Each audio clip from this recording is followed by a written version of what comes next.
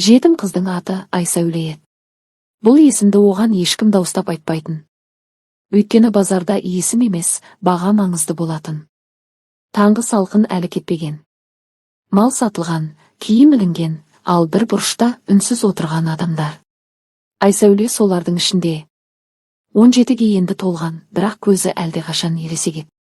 Жетімханадан шыққалы 3 ай. Ал бұл 3-ші базар. Жұмысқа ғана деген еді делдал. Үй тазалайды, ас істейді. Айсәуле сенді. Себебі сенбеске амалы жоқ. Сол күні олар келді. Бай қожайын үнсіз, ауыр көзді. Қасында әйелі әдемі, бірақ жанары суық. Қызға ұзақ қарады. Малға қарағандай емес, сынған тағдырға қарағандай. Мынау жарайды деді әйел. Әлсіз деді еркек. Әлсіздер жақсы көнеді деп жауап берді әйел. Саудаласты. Айсәуле сол сәтте адам емес, зат екенін түсінді. Бірақ жыламады. Жыласа арзандап кететінін білді. Үй үлкен еді. Тым үлкен. Тыныш, алғашқы күндері бәрі жақсы болды. Тамақ бар. Төсек бар. Ұрған жоқ. Айсәуле соған шүкір деді. Бірақ 3-ші түнде бай қожайын шақырды. Мұнда кел. Даусы қатты емес. Бірақ қарсы сөз айтатын дауыс емес. Күндіз әйеліме қызмет қыласың деді ол жай ғана. Айсәуле басын изеді. Ал түнде ол кідірді. Маған. Бұл сөздің артында не тұрғанын Айсәуле толық түсінбеді. Бірақ жүрегі суып кетті. Көнбеске амалың жоқ деді ол сөзін аяқтап. Базарда тағы да сатылғың келмесе. Сол түні Айсәуле алғаш рет өз денесінен ұялып, өз тағдырынан қорықты. Бірақ қашпады. Қайда барарын білмеді. Терезеден ай көрінді. Айда үнсіз. Дәл өзі сияқты. Жетім қыздың тағдыры сол түні 2-ге бөлінді. Бірі тірі қалғаны. Екіншісі ішінде үнсіз өлгені. Қожайынның әйелі таңды ерте қарсы алатын. Айсәуле оны алғаш рет күн сәулесі түспеген ас бөлмеде көрді. Үстінде қымбат шапан, шашы жинақы. Бірақ жүзінде жылылық жоқ. Салқын еді. Өте салқын. Атың кім? Деп сұрамады. Сен деді ғана. Мұнда сен деген біреу ғана бар. Айсәуле басын изеді. Үндемеді, үнсіздік оның жалғыз қорғаны еді. Ережені біл деді әйел. Таң намазына дейін тұрасың. Үйді жинайсың. Менің киімімді дайындайсың. Көзіме тік қарамайсың. Артық сөз айтпайсың. Ол бір сәт тоқтап қыздың жүзіне үңілді. Ал түнде не болатынын сұрама. Ол сенің ісің емес. Айсәуле сол сәтте түсінді, бұл үйде бәрі біледі. Бірақ ешкім айтпайды. Күндер өте берді. Айсәуле үйренді. Үйдің әр бұрышын, әр сықырын жаттап алды. Бірақ ең қиын нәрсе әйелдің көзқарасы еді. Ол ұрмайтын. Айқайламайтын, тек кейде, ыдысты дұрыс жумадың деп табақшаны қайтадан қолына ұстататын. Еденде із қалды деп қайта сүргізетін. Сенің күлгенің артық деп айнадан алыстататын. Бұл ұсақ нәрсе сияқты. Бірақ күнде адамды іштен қажытатын. Бір күні әйел кенет сұрады, түнде жыладың ба? Айсәуле не дерін білмеді. Жалған айтса өтірікші. Шын айтса әлсіз. Жоқ деді ақырын. Әйел жымиғандай болды. Бірақ ол күлкі емес еді. Дұрыс, бұл үйде жылауға тек бір адам ғана құқылы. Ол мен. Сол кеште Айсәуле өз бөлмесіне кіріп, есікті ішінен жапты. Кішкентай бөлме. Терезесі темір тормен. Ол алғаш рет тізесін құшақтап отырды. Мен жаман қыз емеспін. Мен тек тірі қалғым келеді деп ойлады. Түнде қожайынның даусы тағы естілді. Есіктің ар жағынан. Кел, бұл сөз бұрынғыдай қорқынышты емес еді. Одан да қорқыныштысы үйреніп бара жатқаны. Айсәуле сол түні айнаға қарады. Айнадан бір қыз қарап тұрды. Бірақ ол бұрынғы Айсәуле емес еді. Көзінде сұрақ азайып, мойынсыну көбейген. Ал базардағы жетім қыз ішінде ғана қалды. Түн бұл үйге жай ғана келмейтін. Түн бұйрықпен келетін. Айсәуле кешке дейін шаршап жүрсе де, түнде ұйқы келмейтін. Себебі ол ұйқы емес, шақыруды күтетін. Есіктің сықыры. Ауыр қадам. Қысқа ғана сөз. Кел, ол әр жолы тұрар алдында бір сәт кідіріп қалатын. Мүмкін бүгін емес шығар. Бірақ есік ашылатын. Қожайын көп сөйлемейтін. Сұрамайтын, сезім көрсетпейтін. Оның үнсіздігі ұрып-соғудан да ауыр еді. Себебі ол Айсәулені адам ретінде көрмейтінін білдіретін. Түн өткен соң таң келетін. Ал таңмен бірге қожайынның әйелі оянатын. Айсәуле таңертең ас әзірлеп жүріп, әйелдің жүзіне қарамауға тырысатын. Бірақ кейде сезетін, әйел бәрін біледі. Әр қадамын, әр түнді. Бірде әйел кенеттен, кеше кеш жаттың деді. Даусы жай ғана. Бірақ ішінде у бар. Айсәуле жауап бермеді. Саған ауыр ма? Тағы. Жоқ деді Айсәуле автоматты түрде. Әйел тоқтап қалды. Ұзақ қарады. Маған да ауыр деді кенет. Бірақ мен үнсізбін. Сен де үйрен.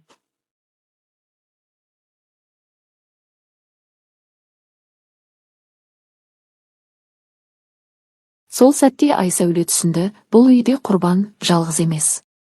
Бірақ әркім өз шынжырын өзі сүйреп жүр. Кей түндері Айсәуле терезеге қарап отыратын. Тордың ар жағындағы аспан еркінеді. Ал өзі тірі торда.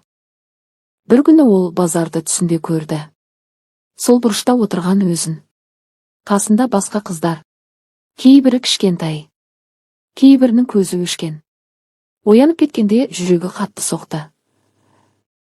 Мен тірімін, бірақ тірі сияқты емеспін деп ойлады. Таң атқанда әйел оған жаңа киім берді. Қымбат.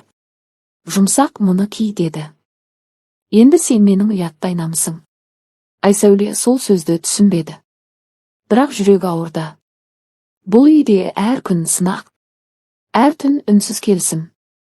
Ал Айсәуле біртіндеп өзіне жат адамға айналып бара жатты. Қожайынның әйелі бұрынғыдан да тыныш бола бастады. Тым тыныш. Айсәуле мұндай тыныштықтың артында бірдеңе жасырынып тұратынын сезетін. Өйткені әйел енді ұрыспайтын, мін тақпайтын. Керісінше кейде өзі шақырып алатын болды. Жаныма отыр деді бір күні. Айсәуле алғаш рет оның қасына жақындады. Әйелдің қолы суық екен. Ал көзі көзінде бір кезде өшіп қалған үміттің ізі бардай. Сен қорқасың ба? Деп сұрады кенет. Айсәуле жауап бермеді. Қорқыныш туралы айту оны мойындау еді. Мен де қорыққанмын деді әйел жай ғана. Осы үйге келін болып түскенде. Айсәуле алғаш рет оның адамша сөйлегенін естіді. Бірақ мен үйрендім деп жалғастырды ол. Үйренбегендер бұл үйде қалмайды. Сол күні әйел Айсәулеге айна келді. Қара деді. Кімді көріп тұрсың? Айсәуле үнсіз қалды. Өзімді деді ақырын. Әйел басын шайқады. Жоқ, сен менің жас кезімді көріп тұрсың. Ал бұл, ол бір сәт кідірді, бұл маған ауыр. Содан бастап әйелдің көзқарасы өзгерді. Кейде тым жұмсақ, кейде суық, ал кейде қызғанышқа толы. Бір күні қожайын Айсәулеге бұрын соңды болмағандай қатты қарады. Артық көз салма деді қысқа ғана. Айсәуле сол сәтте түсінді, әйел бірдеңе айтқан. Түнде шақыру бұрынғыдан ертерек болды. Ал таңертең әйел, енді сен менің жанымда ұйықтайсың деді. Қызметші бөлмеде емес. Бұл қамқорлық емес еді. Бұл бақылау. Айсәуле сол түні төбеге қарап жатып ойлады. Мен бұл үйде біреудің орнына жүрмін. Ал орны бар адамды бір күні алып тастайды. Үнсіз қызғаныш дәл солай басталады. Айғайсыз, көз жассыз. Бірақ қауіпті. Айсәуле қашуға дайындалған жоқ. Оның қолында түйіншекте, ақшада, жоспарда болған жоқ. Тек шешім ғана болды. Бұл үйден тірі адам болып кету мүмкін емес деп ойлады ол. Түн ортасы ауғанда үй мүлгіп тұрды. Қожайын сапарға кеткен. Әйелі өз бөлмесінде. Айсәуле баяу тұрып есікке жақындады. Бірақ дәл сол сәтте әйелдің дауысы шықты. Қайда? Айсәуле селк етті.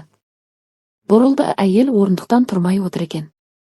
Қараңғыда оның көзі ғана жылтырайды. Мен сені қашат деп ойламадым, деді ол сабырмен. Сен ондай емессің. Мен Айсәуленің даусы дірілдеді. Мен тек жоғалғым келеме? Деп бөлді әйел. Мен де бір кездері солай қалағамын. Айсәуле жылады. Алғаш рет. Дауыстап емес. Үнсіз менің тағдырымды қайталама, деді әйел кенет жұмсарып. Бірақ мен сені де жібере алмаймын. Неге? Деп сұрады Айсәуле сыбырлап. Әйел ұзақ үнсіз қалды.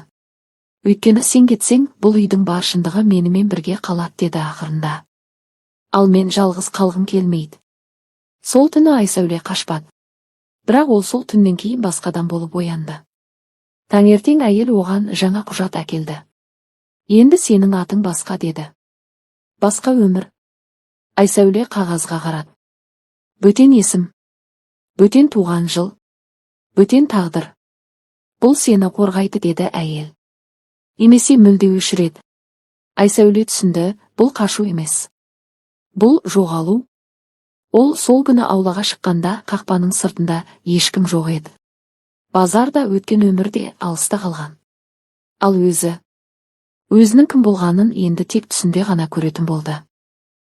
Бірнеше күннен кейін бұл үйде бір қауесет тарады. Қыз өз еркімен кетіп қалыпты, деді біреулер. Із-түссіз жоғалыпты, деді екіншілер. Ал шындықты ешкім айтпады. Өйткені шындық ауыр. Қожайын бұрынғыдай өмір сүрді. Бірақ түнде енді ешкімді шақырмады. Әйелі айнаға сирек қарайтын болды. Өйткені айнадан бір кезде өзі құрбан еткен қызды көретіндей сезінетін. Ал Айсәуле, ол бір қалада, бір ауылда, бір пойызда жүрген шығар. Немесе мүлде басқа атпен өмір сүріп жүрген болар. Бірақ бір нәрсе анық еді, ол зат болып сатылған қыз емес. Ол үнсіз көнген күн емес. Ол өз тағдырын өз қолымен тоқтатқан жетім қыз. Ал кейде түнде базар жақтан бір қыздың даусы естілетіндей болады, дейді. Мен бармын, бірақ мен енді ешкімнің меншігі емеспін.